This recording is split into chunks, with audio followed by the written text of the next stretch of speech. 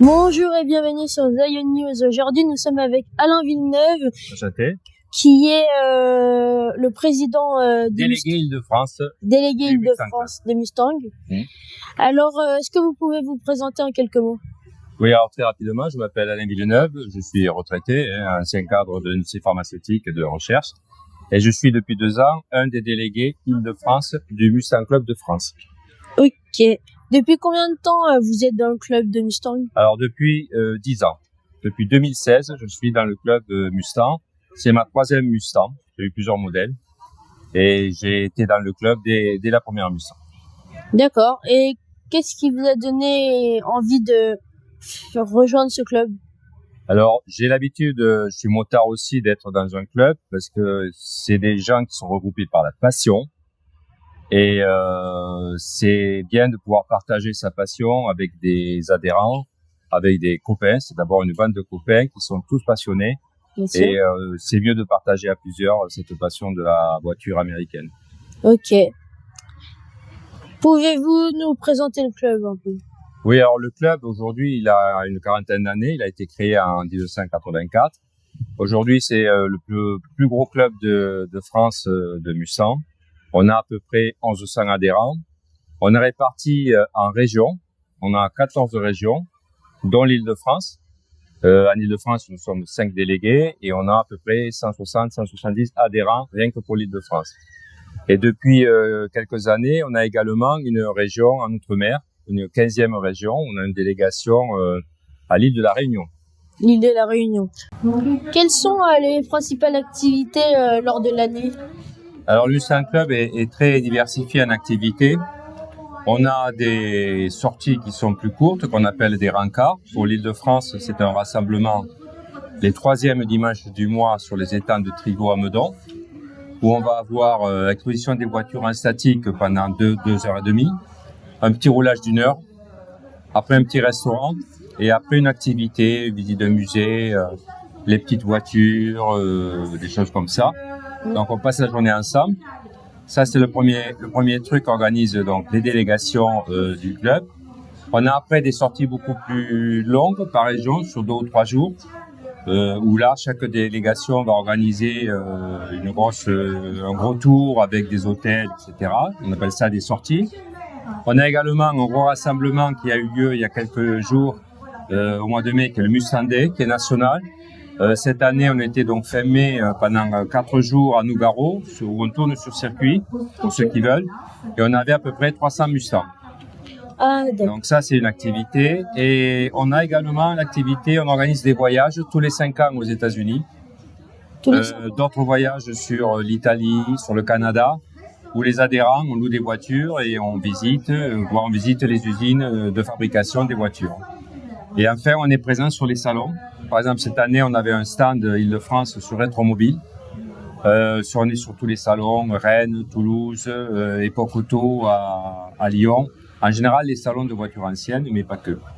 Donc, c'est un petit peu tout ça, le club. C'est beaucoup d'activités et beaucoup d'énergie. Et il faut rappeler que tous les gens qui sont dans la comité de direction et les délégations régionales, on est tous des bénévoles. Hein, on est tous des bénévoles. Tous adhérents? Alors, tous adhérents, oui, et bénévoles, et on donne beaucoup de notre temps, mais avec grand plaisir. Ok. Faut-il obligatoirement avoir une Mustang pour être dans le club? Alors, non, pas obligatoirement. On est basé sur la passion de la voiture américaine et particulièrement de la Mustang. Et on a bien sûr une adhésion pour les gens qui sont propriétaires de Mustang. Mais on a également une adhésion pour les membres sympathisants qui aiment les Mustangs, mais qui n'ont pas une Mustang à eux. Et est-ce que vous pouvez nous expliquer pourquoi la voiture Mustang est une voiture mythique? Alors la Mustang est une voiture mythique parce qu'elle a pu, à la demande de Ford à l'époque, ils voulaient une voiture qui soit puissante, rapide, racée et pas chère. Et quand ils ont lancé la Mustang le 17 avril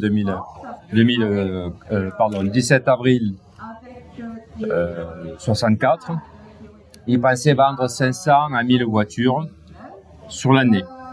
Le premier jour où ils ont présenté la voiture, ils ont eu plus de 20 000 bons de commande. Ah oui. Et 8 mois après, ils avaient vendu plus d'1 million de Mustang. C'est une voiture qui a plu immédiatement aux hommes, aux femmes, aux jeunes, parce qu'elle était à 2000 et quelques dollars et qu'il y avait 250 chevaux sous le capot. Parce que c'était la nouvelle voiture de la génération. C'était la nouvelle voiture de la génération. Alors, les générations, petit à petit, c'est devenu une voiture d'étudiant aussi. C'était le cadeau aux États-Unis pour le fils ou la fille qui allait à l'université. C'est devenu aussi une voiture dite de secrétaire pour le décapotable. Les femmes adoraient cette voiture en décapotable. Et surtout, elle était encore une fois une voiture puissante et accessible par rapport aux autres voitures comme les Corvettes aux États-Unis qui étaient beaucoup plus chères. Et donc, ils ont eu un succès commercial phénoménal. Aujourd'hui, il y a plus de 12 millions de Mustangs qui roulent en 60 ans, qui ont été fabriqués et qui roulent sur la planète.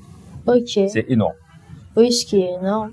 Et quel est votre Mustang préféré Alors, préféré par rapport à, je dirais, très simplement, par définition, la mienne. Hein. Oui. C'est un modèle particulier, c'est un Shelby 350 de 2018. Et c'est vrai qu'on est tous très passionnés de nos voitures. Vous demanderez à chaque propriétaire, vous allez voir qu'ils sont tous fans de leur voiture et ils vous en parleront très très longuement. Et voilà, c'est la dernière et donc la mienne.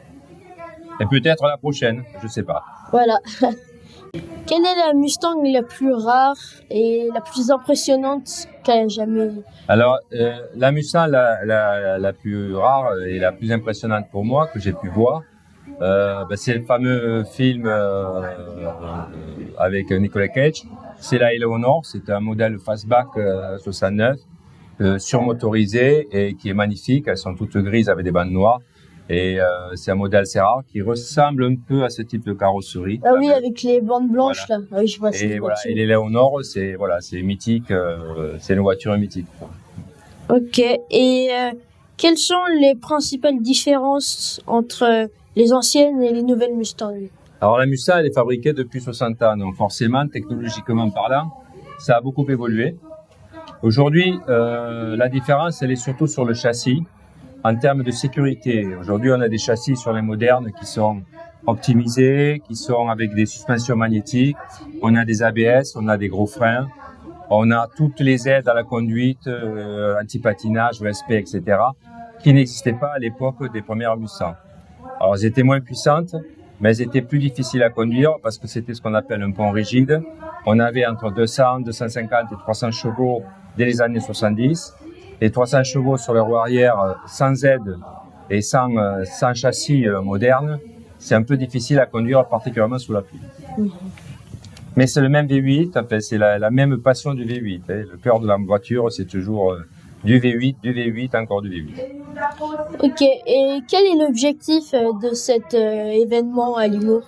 Alors l'objectif, nous, on est venu à la demande d'une association qui est un combat pour la vie, qui travaille sur les problèmes d'oncologie pédiatrique. Bon, moi, j'étais dans le domaine médical, donc j'ai pas pu ne pas dire oui au niveau du club. Alors, il y a tout un tas de commerçants qui vont présenter leur stand, leur ville et leur activité. Et c'est vrai qu'à la demande de l'association, pour faire des baptêmes et récupérer un petit peu de sous et surtout pour l'association, un combat pour la vie et surtout faire partager notre passion, on est toujours très présent sur ce genre d'événement. Que pourront découvrir les visiteurs dans cette Alors voiture? là, vous avez un panel, on attend encore une ou deux. Vous avez un panel de voitures. Alors, il y a les stands, bien sûr. Moi, je vais vous parler des voitures du Mustang Club. Vous voyez, on a un panel de différentes voitures. On a différentes années. On a une 2018, un Shelby 350. On a une 64. On a une Shelby 500 des années 2008. On a celle-ci qui est une GT. On a celle-ci qui est beaucoup plus ancienne. Et donc, il y a une foultitude de différents modèles que les visiteurs vont pouvoir voir chez nous. On était limité en place et c'est pour ça qu'on n'amène que 5 ou 6 voitures. D'accord. Et combien de Mustangs sont présentes aujourd'hui? Aujourd'hui, on aura 7 Mustangs toute la journée, normalement. Ok. Et là, du coup, on remarque qu'il en manque 2 déjà. Pour l'instant, il en manque 2. Il en manque, oui. Il en manque. Il y a des gens qui sont un peu bloqués sur la route, mais ils vont arriver. Notamment une décapotable bleue moderne, mais qui va arriver. Ok. Y a-t-il des animations particulières avec les enfants et les adultes? Alors, nous, on organise au niveau du club des baptêmes. Alors, les enfants accompagnés des parents pourront faire des baptêmes sur les Mustangs. Après, Je laisse le soin à l'organisation de l'événement de présenter toutes les activités qu'ils ont prévues pour les enfants sur l'événement de l'association des commerçants de Limoux. Et quelle est la voiture que les visiteurs ne doivent surtout pas manquer?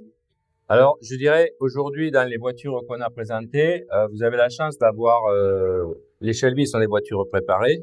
Alors, les Mustangs sont très belles. Je dirais que ils doivent toutes les voir. Elles ont toute une histoire, elles sont toutes différentes.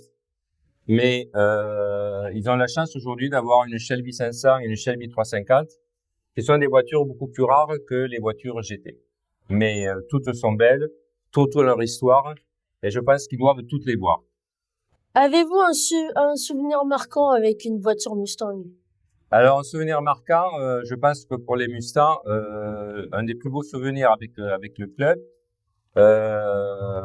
ça a été, alors avec la voiture Mustang, je dirais, ça a été ma rencontre avec Aaron Shelby qui m'a signé ma voiture il y a 2 ans au Mans Classique, qui est donc le petit-fils de Carroll Shelby et qui est un gars très sympa. On a organisé une session de signature pour le club et à la fin, il m'a signé la voiture et ça, c'était très bien. Et si vous deviez décrire la Mustang en quelques mots, qu'est-ce que vous direz? Alors, en 3 mots, la Mustang, je dirais que c'est l'Amérique, le V8 et le bruit. D'accord. Bah, merci. Alors, c'était sur Zion News. Et nous allons peut-être faire un tour après? Oui, tout à fait. D'accord. En attendant que la musique reprenne le dessus. Voilà. Merci, John.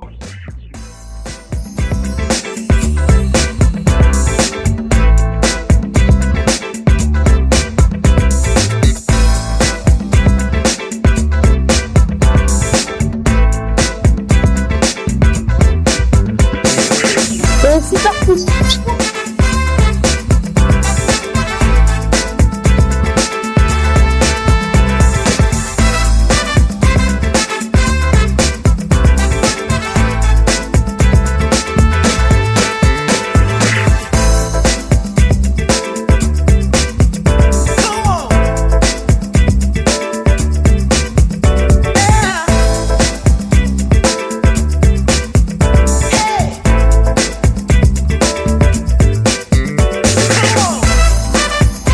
Et voilà, maintenant, c'est le départ.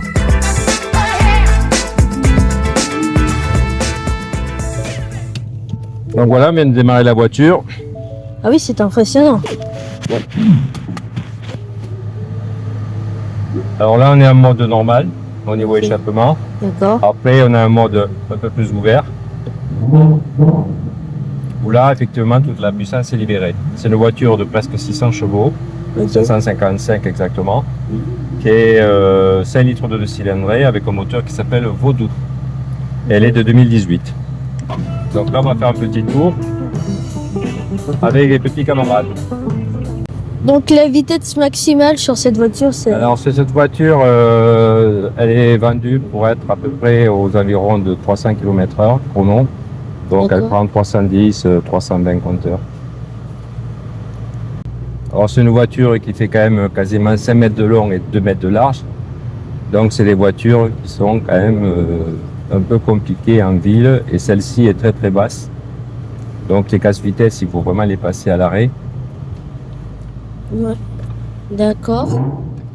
On n'a pas besoin de klaxonner, un petit coup d'accélérateur, ça suffit pour signaler la présence. Alors les performances sont quand même assez impressionnantes parce qu'en accélération, de 0 à 400 mètres, c'est à peu près 3 secondes 7. C'est les performances d'une Porsche GT3 RS pour les connaisseurs, qui n'est pas réputée pour être une feignante. Et on a le 0 à 200 km/h en dessous de 10 secondes, donc c'est bien évidemment tout ça sur circuit, puisque avec les limitations en France, c'est pas vraiment possible. Donc on remarque qu'on peut ne pas entendre le son aussi. Oui, alors on peut mettre un son plus normal, mais ça fait quand même du bruit. Là, je suis sur un son normal. Alors c'est plus utilisé sur les longues distances, sur autoroute. Tout est réglable électroniquement. On peut changer la dureté des suspensions, on peut changer la dureté du volant, on peut changer bien sûr l'ouverture des valves. Et on a plusieurs modes de conduite. qui vont adapter l'allumage, la cartographie et qui vont adapter surtout l'embrayage pour la boîte de vitesse. Et la suspension, c'est une suspension électronique dite ManiRide. Donc il y a 1000 mesures par minute sur les roues. Ce qui fait que le ManiRide, c'est des petites particules métalliques dans l'huile des amortisseurs. Il y a des gros aimants autour des amortisseurs. Et c'est ça qui va réguler la dureté des amortisseurs. Et il y a des calculateurs qui sont très puissants. Et ça permet d'avoir la voiture toujours à plat. Comme ça et comme ça. Alors c'est un signe de sécurité et c'est un gage aussi de confort, notamment dans les routes de montagne. Parce que la voiture étant toujours à plat, on est beaucoup plus confortable qu'une voiture qui va pencher dans les virages. Alors l'avantage d'un gros moteur, c'est qu'on peut rouler à des vitesses totalement légales et à des petites vitesses, sans avoir à trop jouer avec la boîte de vitesse. Et c'est un moteur qui a beaucoup de couple.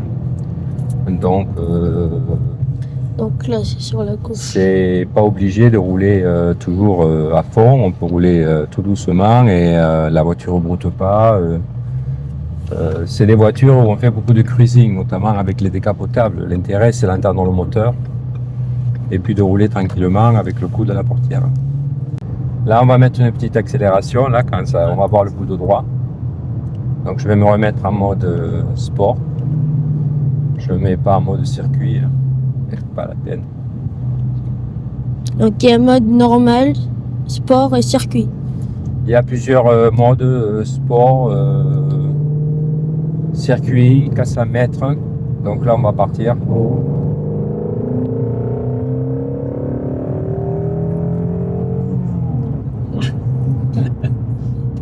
Alors le caméraman a les bras qui s'allongent, on ne sait pas pourquoi.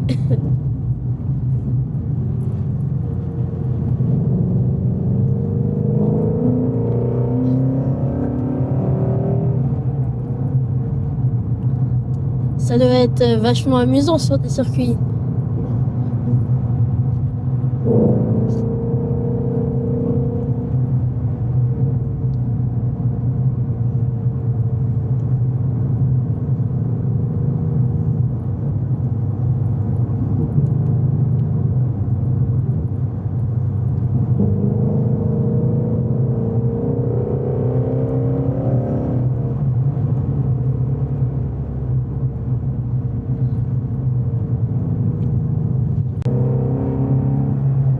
Parce que quand on s'en rappelle, il y a les films, les Ford sont beaucoup dans le cinéma aussi. Oui, alors c'est une des voitures les plus utilisées dans les films. Alors, il y a des films très connus comme Bullitt, qui ont fait la gloire de la Mustang avec Steve McQueen. Voilà. Avec la course dans San Francisco où il saute. C'est assez impressionnant avec une course contre une Challenger Camaro. Alors les méchants ont la voiture noire, ils perdent, et le gentil, il a la voiture verte, et il gagne, mais à la fin, elle est quand même bien abîmée. Après, il y a eu des films avec Louis de Funès, une rouge qui fait partie du club, qu'on appelle La Petite, une 64. Il y a eu plein de films avec, c'est tout, voilà. Voilà. Plein de films qui ont utilisé, il y a plus de 2500 films qui ont utilisé des Mustangs. C'est la voiture la plus utilisée dans tout le cinéma. Ok.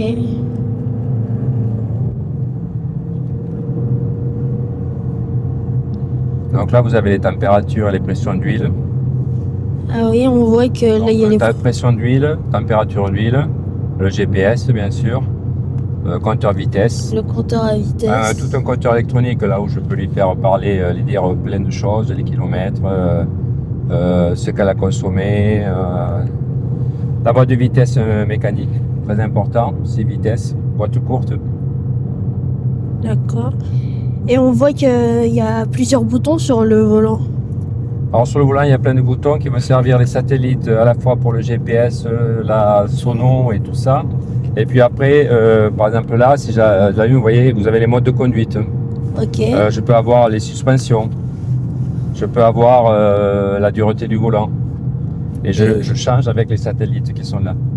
Et là, j'ai, comme toutes les voitures, un régulateur de vitesse qui est bien commode sur autoroute pour garder tous les points sur son permis. Parce que dès qu'on accélère un peu, on arrive très vite à des vitesses qui ne sont pas avouables. Ok. On voit qu'on a un très petit pare-brise, mais en largeur. Voilà. C'est tout droit là. Hein. Oui. Alors là, cette voiture, elle est particulière puisqu'elle a été signée il y a 2 ans par Aaron Shelby, le petit-fils de Carroll Shelby. D'accord. Et très sympa, et donc ça donne une valeur sentimentale et puis commerciale aussi à la voiture. Alors Carroll Shelby au début, mais il n'est plus là, signait ses voitures. Alors pourquoi GT350? Parce que quand elle est sortie en 69, c'était un tout petit atelier sur un aérodrome. Il avait 2 ou 3 mécaniciens. Il avait un petit hangar d'avion dans lequel il bricolait sa mécanique, sur lequel il travaillait sur une Mustang Ford y avait passé. Okay. Et il avait un petit bureau dans un Algeco. Et il allait souvent du bureau avec les études qu'il faisait à l'atelier pour voir l'avancée de la voiture. Et Shelby avait mesuré le nombre de pas entre le bureau et l'atelier. Il y avait 350 pas. Et quand la voiture a été au point, qu'ils l'ont sorti, qu'ils ont dit bon, mais maintenant, comment on va l'appeler? Donc il a dit Shelby. Et après le modèle, il a dit GT parce que ça vient des modèles GT Ford. Et 350 parce que je l'ai fait des milliers de fois entre l'atelier et le petit bureau. Et quand 350 pas, je l'ai mesuré. Alors c'était un grand monsieur Shelby, 1m93. Ah oui, effectivement. Plus il faut de la distance. Partant de pluie, eh bien, il faut conduire comme tous les gens qui ont des Mustang. Elle est lourde quand même. Ouais, en particulier pour celle-là, celle-là fait 1 tonne 6, les autres Mustangs font 1 tonne 8.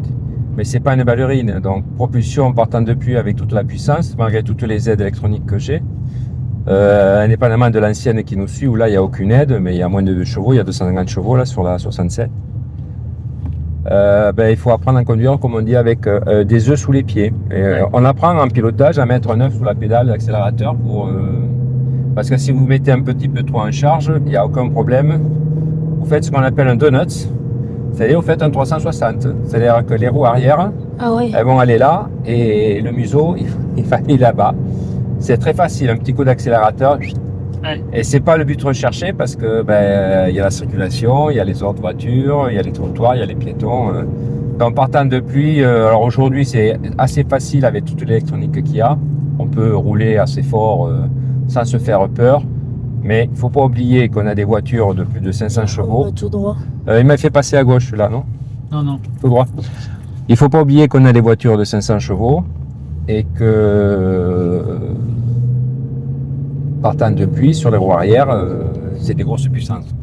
Avec toute l'électronique qu'on a, et les voitures sont lourdes. Donc quand ça part en dérive, il y a 1 tonne et demie, 1 tonne 8 qu'il faut retenir, quoi. Donc quand c'est parti. Mais encore une fois, comme tous les gens, quel que soit le modèle et la marque, qui ont des voitures puissantes, voire ultra puissantes. Posez la question à quelqu'un qui roule avec une Ferrari ou une Porsche 911, il va vous dire quand il pleut, je serre les fesses. Parce que ce sont toutes des propulsions. C'est des puissances de 300, 400, 500, 600, 700 jusqu'à 800 chevaux.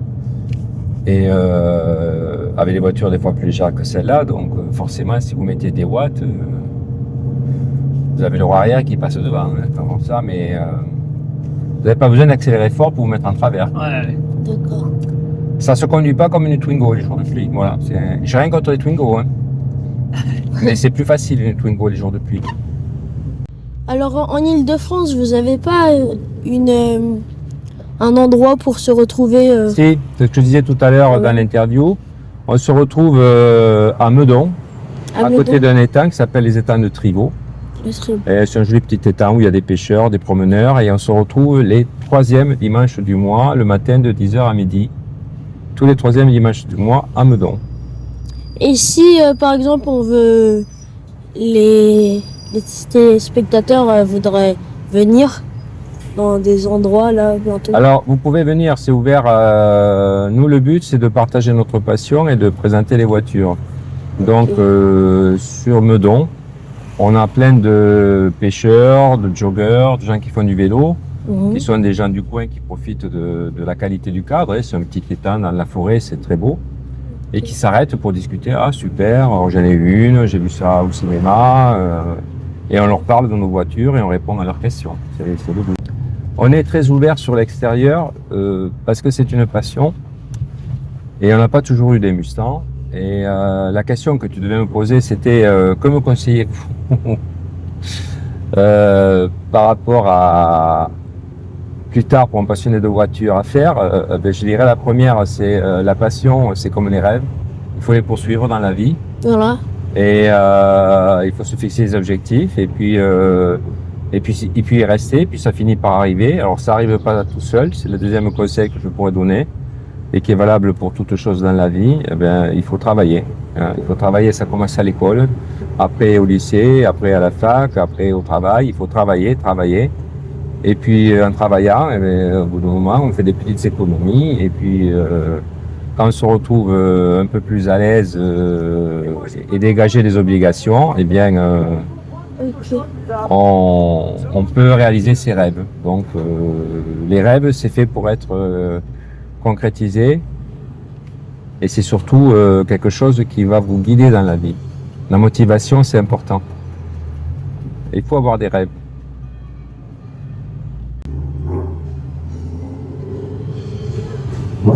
Alors, surtout celle-là qui est particulièrement... Là, nous retournons au stand. Bien. Bah, merci Alain. Et puis merci et puis merci Papy. Et puis à l'occasion, venez nous voir à Meudon et ou sur les salons comme Voilà. Rétromobile où on sera fin janvier l'année prochaine avec un stand. Et il y aura des surprises, mais ça, je ne le dis pas. Vous avez qu'à venir. Alors, bah, merci beaucoup pour cette interview et à bientôt sur Zion News et on reviendra avec Alain Villeneuve. Merci. Merci. Et vive les Mustangs.